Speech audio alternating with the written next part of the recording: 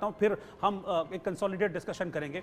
तो अंडमान की सीट क्या कह रही है? अंडमान की सीट बीजेपी के पास ही है और लास्ट टाइम भी अंडमान की सीट बीजेपी के ही पास थी। तो एक सीट है, एक सीट पर बीजेपी यहां पर अपनी रिटेन करती हुई इसको नजर आ रही है। ठीक है, मैं बाकी जो गेस्ट है उनके पास चलता हूं, एक एक रिएक्शन सबसे। संदीप जी, मैं आपके पास आ रहा हूं। ओडिशा भी एक मेजर स्टेट है, 21 लोकसभा सीटें हैं और अगर 400 पार का टारगेट है तो फिर एक एक सीट, एक एक स्टेट बहुत अहम हो जाता है। इस 6 सीट के एलिवेशन को उड़ीसा में आप किस तरीके से देख रहे हैं बीजेपी की? देखिए रोहित जी, आपका बहुत बढ़िया सवाल है। मैंने आपको पहले भी कहा कि मोदी जी की आंधी नहीं, मोदी जी की सुनामी चल रही है और हर एक को वृद्धावस्था देखनी है। नवीन पटनायक जी की जो मतलब उनके आप देखिए मोबिलिटी है, उनकी बॉडी लैंग्वेज है और उनके कहना चाहिए हाथ कांपते हैं, तो आप जो है ऐसे शासन नहीं कर सकते हैं। और लोग ये चाह रहे हैं कि जैसे बाकी राज्यों में विकास हुआ है, विकास की रफ्तार बढ़ेगी। उनके जो क्लोज सलाहकार हैं पांडियन जी, वो वहाँ से उड़ीसा से नहीं हैं और उन्हीं की चलती है। तो जनता जो है इस बार देख रही है और जनता जो है जागरूक है।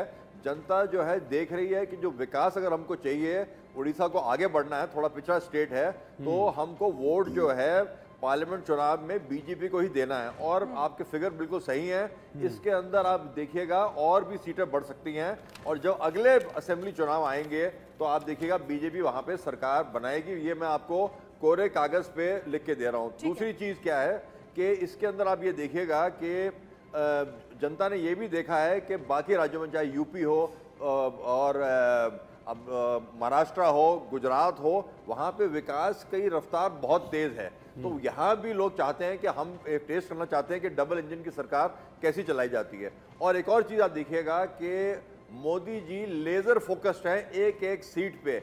जहाँ वो देखते हैं कि यहाँ पे नहीं जीतेगा, वहाँ पे कोई भाई भतीजावाद नहीं चलता है। Winnability is the factor. और बीजेपी जो है हिट आउट और गेट आउट, परफॉर्म और पेरिश। ठीक है भास्कर जी, उड़ीसा की हम बात करते हैं तो उड़ीसा के जो नंबर्स है वो आपके लिए अच्छे संकेत देते दिख रहे हैं। आप 2019 में 8 पे थे लेकिन आप 14 पर जाते हुए दिख रहे हैं, यानी कि साफ तौर पर 6 सीटें का आपको फायदा हो रहा है और बीजेडी जो है वो 7 पर यहाँ पर नजर आ रही है। अगर हम इस बार ओपिनियन पोल की बात करें, कौन कौन से ऐसे फैक्टर हैं जो आपको लग रहा है कि इस बार आपके फेवर में जाते दिख रहे हैं? पहली बात, हम तो ओपनिंग डायलॉग, ओपनिंग रिमार्क में मैं कहा था, इस बार जो चुनाव हो रहा है ये 3 मूल बिंदु के ऊपर चुनाव हो रहा है। एक है विकास, सर्वोपरि विकास है। उसके बाद परिवारवाद के खिलाफ ये चुनाव आने जा रहा है और भ्रष्टाचार। ये तीनों बिंदु पे आज का चुनाव खड़ा हुआ है।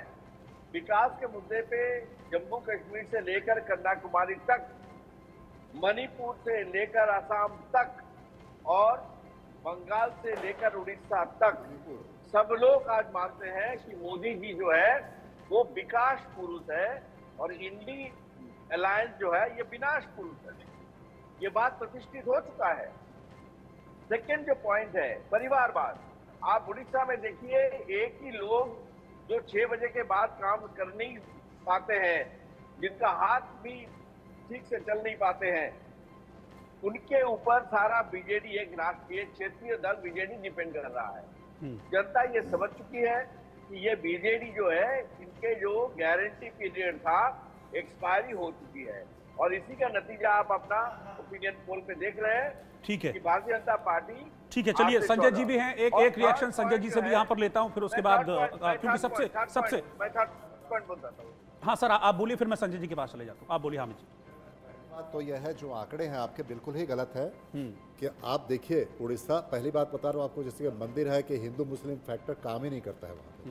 मैं उड़ीसा का हूँ, देखिए मैं मेरे पार्लियामेंट्री कॉन्स्टिट्यूंसी बरगढ़ में सिर्फ 25,000 मुस्लिम्स हैं। अब मुझे 2009 में 3 लाख वोट मिले थे, तो वहाँ तो रिलीजन फैक्टर, हिंदू मुस्लिम फैक्टर काम नहीं करता है। दूसरी बात, जब विकास की बात कर रहे हैं तो मैं विकास की बात बताता हूँ।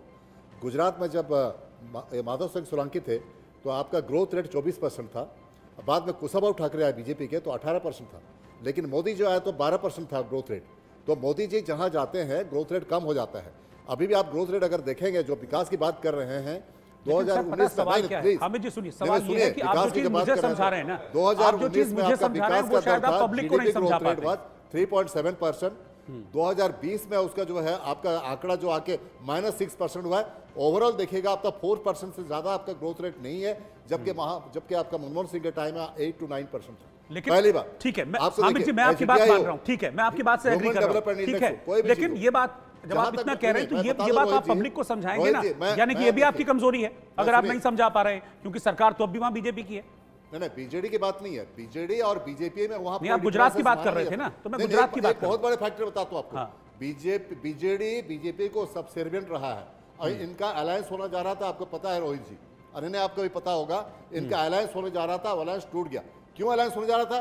क्योंकि हमेशा ये पार्लियामेंट्री इलेक्शन हो या आपका जो पार्लियामेंट में बिल्स हो, हर तरह से फाइट करते हैं। तो बीजेपी बीजेडी को एक माना जाता है, तो एंटी बीजेपी और एंटी बीजेडी वोट सीधा कांग्रेस को आ रहा है। कांग्रेस का वोट बहुत अच्छी तरह से बढ़ रहा है और मैं कह सकता हूं कंधमाल है, आपका कोरापुट है, नवरंगपुर है, आपका कलाहंडी है जो भक्तचंद्र दास जहां के, बलांगीर है, ये सारी सीटें कांग्रेस जीत रही है और कांग्रेस के परफॉर्मेंस बहुत अच्छा रहेगा कि बीजेडी और बीजेपी में कोई डिफरेंसेस ये लोग नहीं समझते। ठीक है, चलिए ठीक है, आपने भी कह दिया, मैंने भी सुन लिया।